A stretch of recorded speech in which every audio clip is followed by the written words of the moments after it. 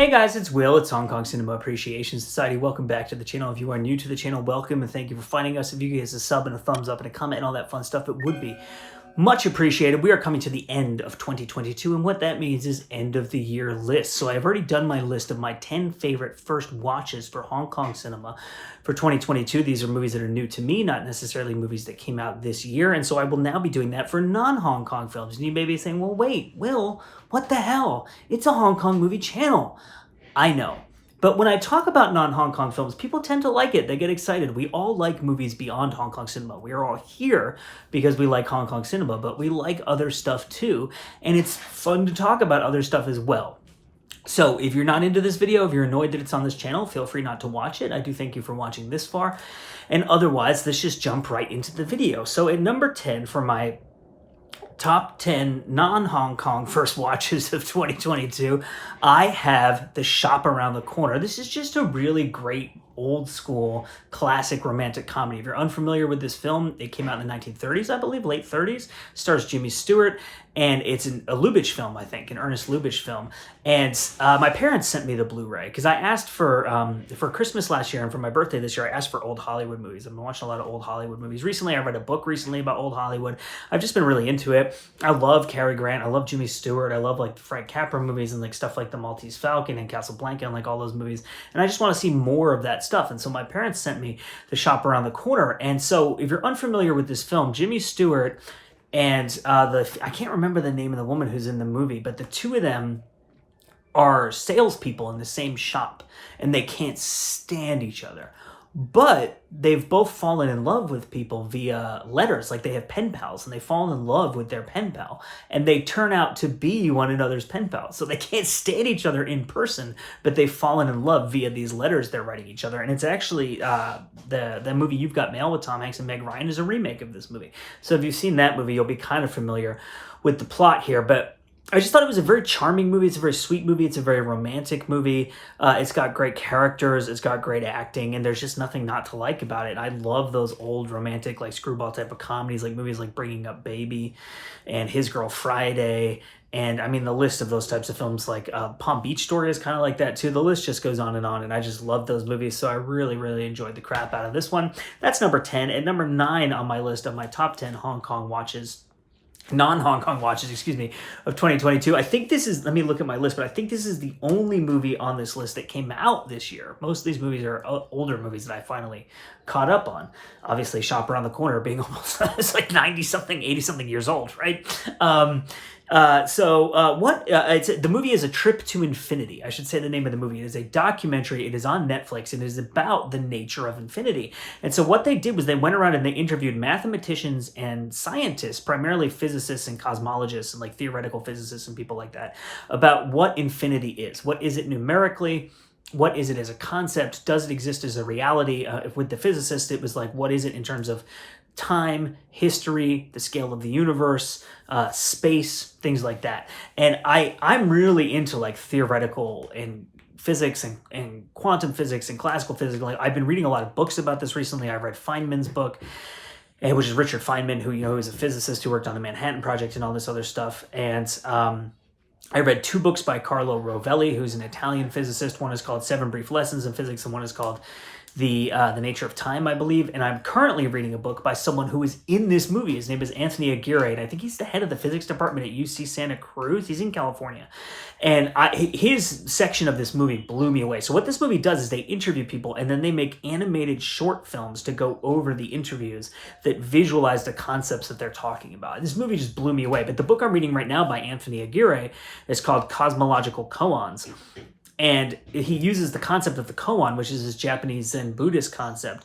And he wrote the koans himself that are in this book to explore kind of the physical nature of reality. So he talks about quantum physics and classical physics, and he goes into all this crazy stuff. Like there's a section about a genie, and he's talking about like the genie says it can know the future, and if we break it down to a particle level, like he's talking about the theory of relativity, Einstein, Schrodinger, Feynman actually comes up in that book, which is cool because I read Feynman's book just before I read that book. And there's all this crazy theoretical stuff in there, and like he does illustrations, like he's talking about predictability of rolling dice and like supercomputers and whether they can predict it and what they would need to predict it and how that classical physics differs from quantum physics in terms of predictions and like wave functions and all. It's like really a mind-blowing book, the way that he weaves all this stuff together, and I found out about it from this documentary, so I loved watching this documentary. So at number 8 on my list of my top 10 non-Hong Kong first watches of 2022, I have Dream Warriors. Hell yeah. Friday the 13th, baby. Or what am I saying? Nightmare on Elm Street, baby. Cha-ching! I got it right the second time. So for my birthday in 2022, Mike, who is my partner in this channel, he does all the editing, he does all the thumbnails for YouTube, he does all the audio processing and stuff, so I sound good and so I look good, well, as good as I can, given the nature of who I am. And he and I actually started a podcast recently, so that will be coming out in 2023, and you can listen to us talk about movies together. I apologize for the barking dog. I should say, I meant to say at the beginning of this video, there are plumbers here today. So you may hear power tools and people talking, and you may see people walking behind me, and you may hear the dogs barking at the plumbers, and I apologize for that, but I need to make this video. Today is the day, now is the time, and we're doing it. So, Dream Warriors, why did I love this movie so much? I had only ever seen the first Nightmare on Elm Street movie before this year, and then Mike gave me the box set of all 7 of the movies, which does not include the remake, or the reboot or whatever it was. And I except for number 6, which I thought was like a little bit weird, I loved these movies. They're just great slasher movies. I love 80s movies. I love slasher movies. I also really like surreal movies. And one of the things I loved about Dream Warriors is that the director and the writer of this film, there's actually interviews with them on the disc that is in the set that Mike gave me. They talk about how they saw the potential in the first film of being just really surreal and like really going into like strange imagery that has no bearing on, or rather that our physical world has no bearing on, because you're in a dream world. You can literally do anything. And the fact that they saw that potential there and that they went for it and they maximized it, and this movie is just totally far out, surreal, disgusting, bizarre, weird. It's so 80s. I just loved this movie. There's nothing not to like about it. Like if you like 80s movies, slasher movies, surreal movies, the 5th one as well did a good job of like kind of really diving into that surrealism and just being completely bizarre and insane. And I really liked all of these movies, but the 3rd one is kind of the one, other than the first one, which I'd already seen before, that really stands out to me as being fantastic. So at number 7, this is a weird and jarring transition, and I apologize for that, but my top 10 non-Hong Kong first watches of 2022, I have Decalogue 1. So the Decalogue is 10 one-hour-long films that were made, I believe, for Polish television in the late 80s, early 90s by Krzysztof Kieslowski, and I apologize if I'm mispronouncing his name, but he also made the Three Colors trilogy, which he's very famous for. He's a Polish filmmaker. He died pretty young. I think he's in his 50s when he died. But I bought the Decalogue set from Criterion, and these films, if I didn't say, I can't remember, I'm sorry, loosely based on the 10 Commandments. So 10 one-hour films shown on Polish television based on the 10 Commandments. And the first one, I watched the first 3 this year, and I thought they were all fantastic. I love them all. The third one was it the second one or the third one is really interesting. Each one had something about it that was different but fascinating to me. Like the second one, the characters were just exquisite. Like the character work, it was like a perfect short story. And the third one has a lot of really interesting stuff about Polish history. It almost feels like this metaphor for like the past and the future and how they weigh on one another. But the first one it's really about a family. It's about this kid lives with his dad. His parents are divorced. His aunt is also there and takes care of him. The dad is a scientist / mathematician kind of guy, and the aunt is this very Catholic woman. And so he's learning, Catholicism from the aunt and science and stuff from the dad. And it's this look at, religion and belief and faith and science and how these things kind of all intertwine. It's a really sad movie. And it's a really, it's an emotional gut punch. Like, it's one of those movies that's so sad where you're like, do I ever need to watch this again? But at the same time, it's almost like catharsis. It's almost like you watch this movie and the sadness of it destroys you and all the bad stuff in you comes out and you feel refreshed afterwards. I know that sounds weird, but I feel like art has this really powerful ability to cleanse you emotionally by really just destroying you, but in a beautiful, compassionate, incredible way that is transformative. And I think this is one of those films, and I was really astounded by it. And it was incredible. So at number 6, and that's Decalogue 1. of my number 6 on my list of my top 10 non-Hong Kong first watches of 2022, I have an anime movie. This is the only anime film on the list, and it is unlike any anime film I've ever seen. I'm going to try to describe it to you, but it is one of the most unique films probably that I've ever seen. It's so strange. It is called Children of the Sea. So the tone of this movie, it's about a girl who lives in a small town. She's a teenager, a young woman, I should say, who lives in a small town in rural Japan by the ocean. And she's kind of an outcast at her school, and she's like got some anger issues, and her family's kind of screwed up, and she's kind of a loner. And then she befriends these other kids who are kind of similar to her, and then all this insane shit starts happening. It's kind of like Totoro. You know how Totoro has that kind of lazy summer, hot days, nothing to do, drifting through life kind of quality? It's kind of like that, except it's about a teenager, so it's angsty. It's like angry Totoro. But then it has this like Terrence Malick, like Tarkovsky-esque thing of like spirituality and religion and connection to nature, connection to the earth, connection to the ocean, finding your connection to the cosmos and everything around you through these natural forces. Almost, I mean, again, the Miyazaki touches upon these themes, right, which you see in like Spirited Away and Princess Mononoke and stuff like that, and Ponyo as well. But but this is darker and weirder and angstier, and in a way that Terrence Malick and Tarkovsky make these movies that feel like almost like religious or spiritual experiences, this movie is like that. But then it also has this really crazy surreal imagery that reminded me of like Jodorowsky, Gaspar Noé, Kenneth Anger, like really kind of abstract, surreal filmmakers. And it's all kind of stitched together into this really powerful, unique, bizarre tapestry of this like film that's kind of like a teen anime film and kind of like a surreal abstract work of art. It's kind of hard to describe, but I loved it, and it was on Netflix in the US. So Children of the Sea is the title. Go check it out, see if you can find it. So at number 5 on my list of my top 10 non-Hong Kong first watches of 2022, going back to Kieslowski, who directed The Decalogue, I have Red. This is the third of the Three Colors trilogy. It took me like 7 years to finish the Three Colors trilogy. I feel so bad. I have to give a shout out to my friend Chris, because I had his Blu-ray box set of these movies, I think for like 6 years legitimately. I watched Blue years ago. Blue takes place mostly in Paris. I'm a big Francophile. I love Paris movies. I thought that was great. And then White I liked even more than Blue, which is just this crazy movie about this businessman who, I don't want to spoil it for you, but it's like funny and weird and really energetic and strange. I loved it. And then Red blew me away. I loved this film. What I loved about Red is that it's essentially deadpan magical realism. There's stuff that's happening. I think it takes place in Geneva. And it's about a model, and she's like kind of, I don't remember if she's engaged to this guy or dating this guy or whatever, but he's always traveling and he's never there, and he's just this voice on the phone.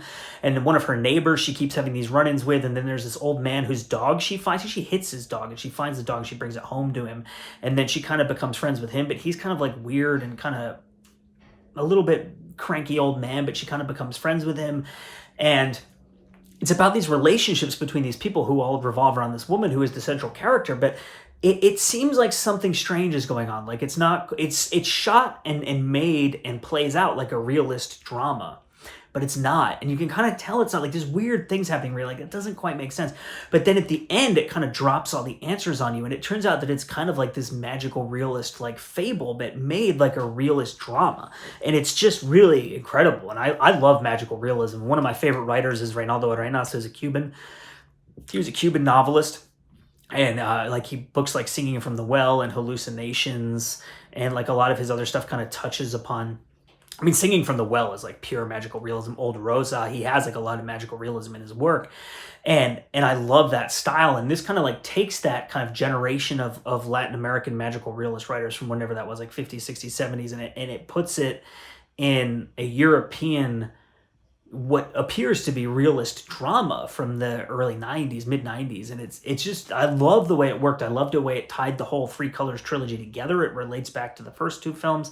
And I love what it reveals about its own characters as it plays out. I just thought it was a really fantastic, unique, and incredible film. So at number 4 on my list of my top 10 Hong Kong films or non-Hong Kong films, excuse me, the Hong Kong channel, I'm so used to saying that, I saw for the first time in 2022, I have Tree of Life. So I was actually kind of surprised that I had not seen this film. It's Terrence Malick, right? And it like got rave reviews when it came out. He was nominated for Oscars. Everyone loved it. It's like, oh, best Terrence Malick movie.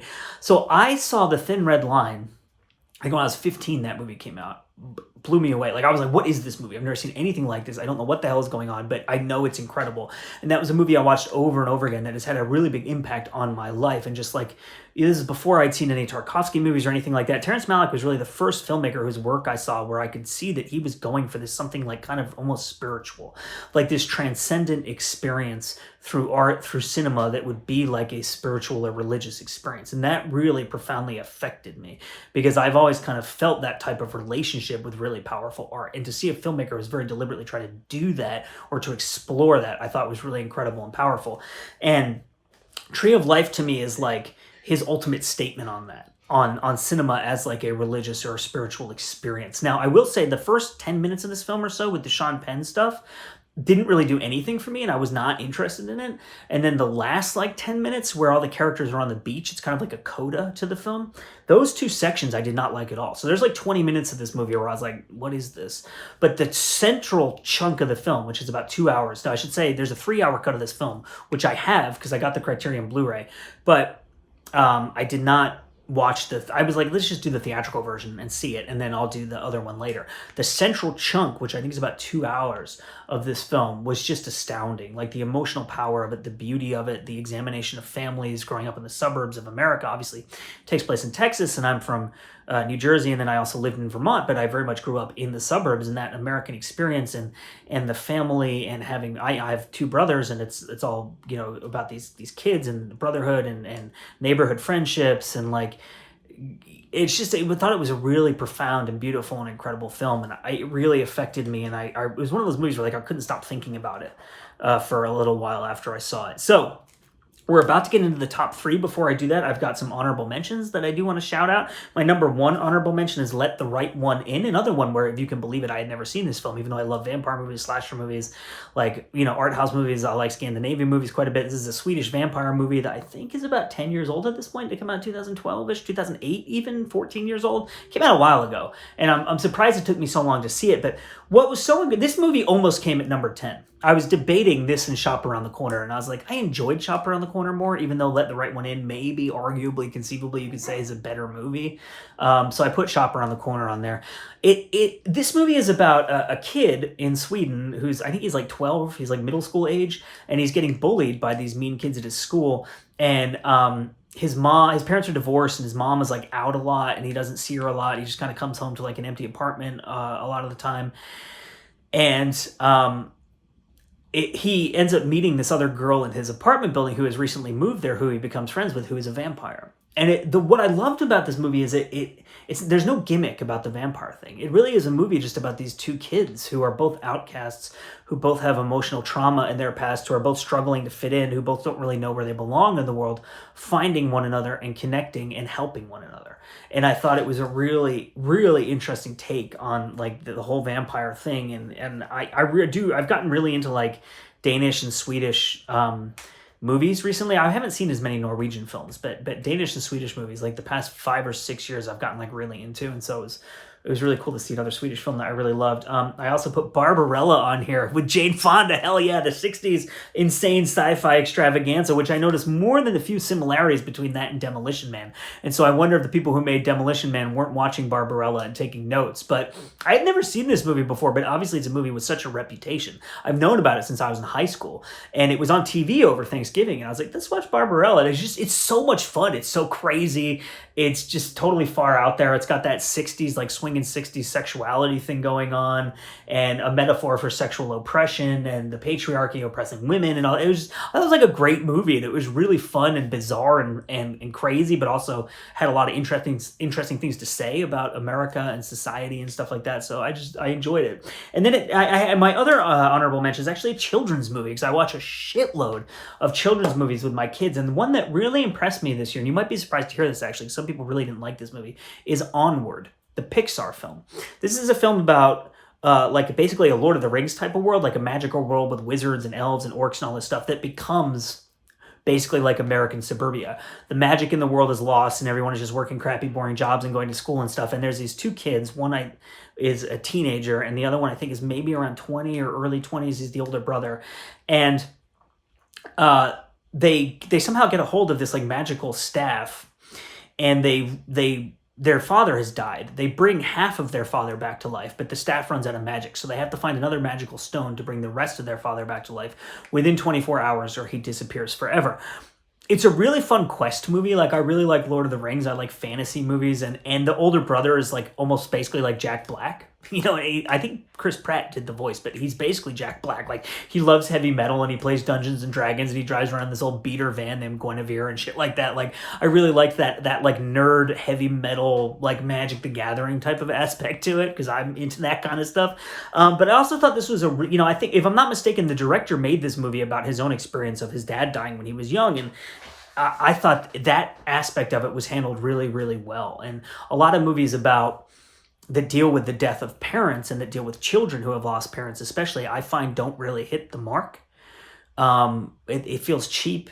It doesn't feel like the real experience does. In this movie, maybe because the director went through something like that, but it really hit me as being like really dead on for what that experience is like. So at number 3, getting back into my list, on my list of my top 10 non-Hong Kong first watches for 2022, I have Dunkirk. I'd never seen this film, obviously, and Christopher Nolan, obviously a great cast, and I mean, it's an incredible movie. It's an incredible movie. Just as a piece of filmmaking, it is so well done. It has such emotional power. It's such a fascinating subject.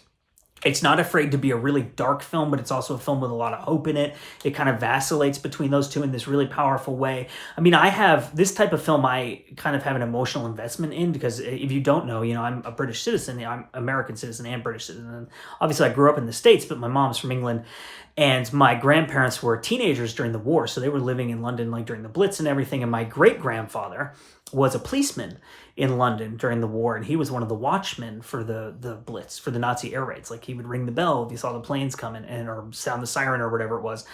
And so I grew up hearing these stories, and I grew up hearing these stories about the war, and my mom grew up in the post-war era, and like, she would tell us stories about how there was still rubble like lying around the city from the Blitz when she would like walk to school and stuff like that. So World War II and that the British involvement in it really is part of my history, my family history, my DNA, whatever you want to call it, the lore of our family. And so these types of movies really just kind of appeal to me, and they hit me really emotionally, but also the power of, obviously America entered the war and there were all these other factors involved, and there was the Pacific War, but like England really did, or Britain, I guess, because you have Scottish soldiers and stuff too, and I'm sure Welsh and everything, but Britain really did save the Western world in a way, save Europe, setting aside whatever political or whatever social problems you might have with the notion of the Western world or Western civilization or whatever, but all those people living in Europe, Britain kept the lights on and they kept the torch burning for hope, right, in the face of the Nazis, because everyone else had basically been bowled over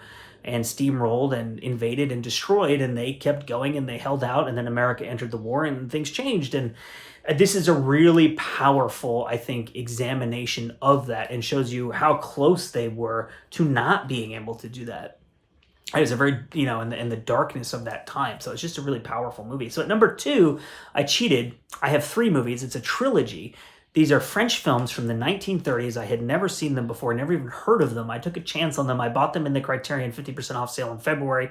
It is the Marseille trilogy, produced by Marcel Pagnol. These are 3 films that are based on plays. And essentially what they do is they set up they take place in Marseille in the 30s, and they're shot partially on location, which is so cool to see Marseille in the 1930s. And they set up these characters. It's really kind of 2 families who interact with one another, and they live near each other, and they've been friends for years. And then it follows them over kind of 3 generations. And so it's almost like this giant, like 7-hour movie. Or 6.5 hour, whatever. They're each around 2 hours. One of them's about 2.5 hours, but they're around 2 hours.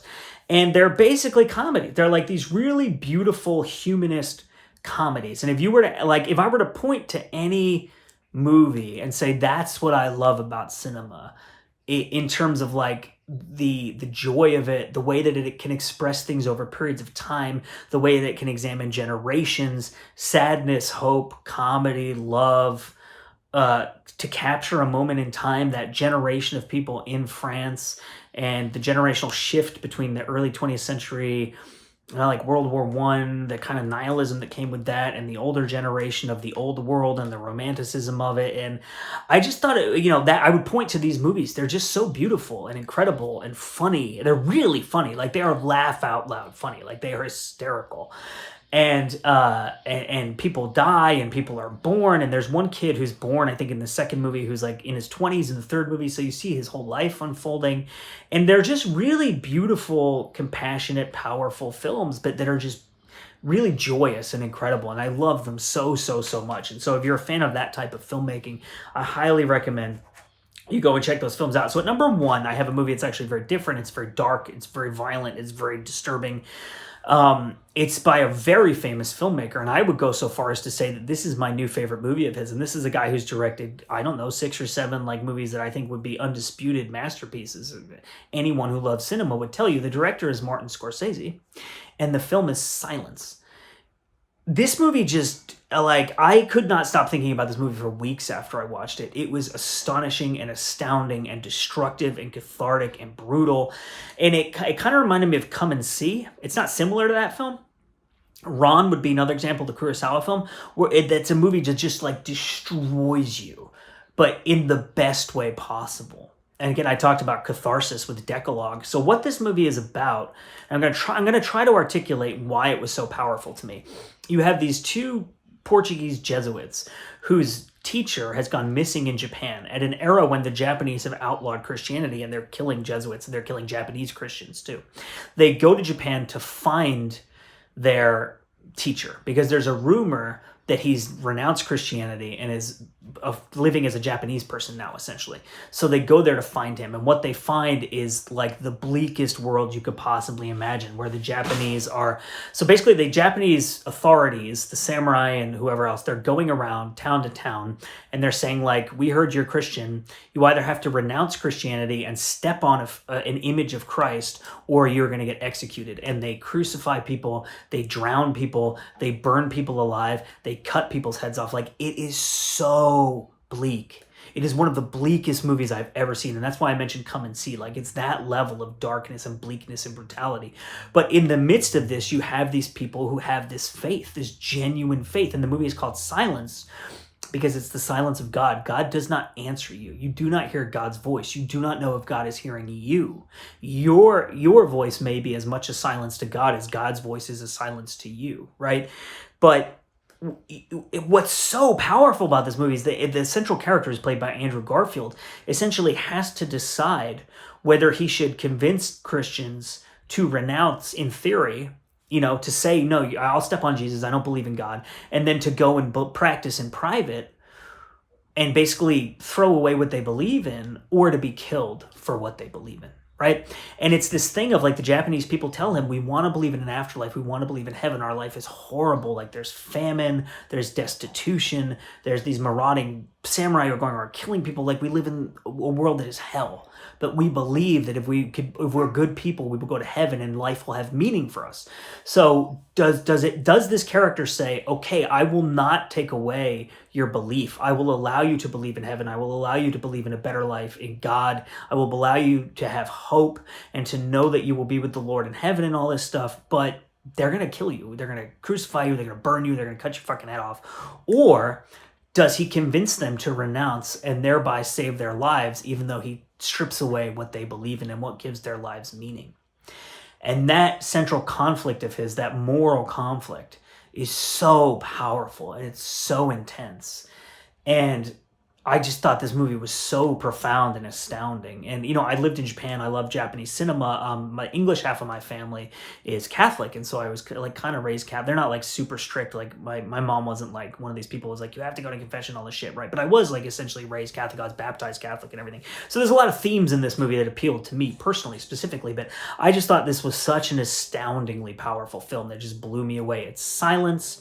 It is my favorite non-Hong Kong first watch of 2022, the Martin Scorsese film from, I think, 2016 with Andrew Garfield, Adam Driver, Liam Neeson. Phenomenal cast in this film. My name is Will. This is Hong Kong Cinema Appreciation Society. I thank you so much for enduring with me through this 30-minute long video. I hope you enjoyed it, and we'll see you next time.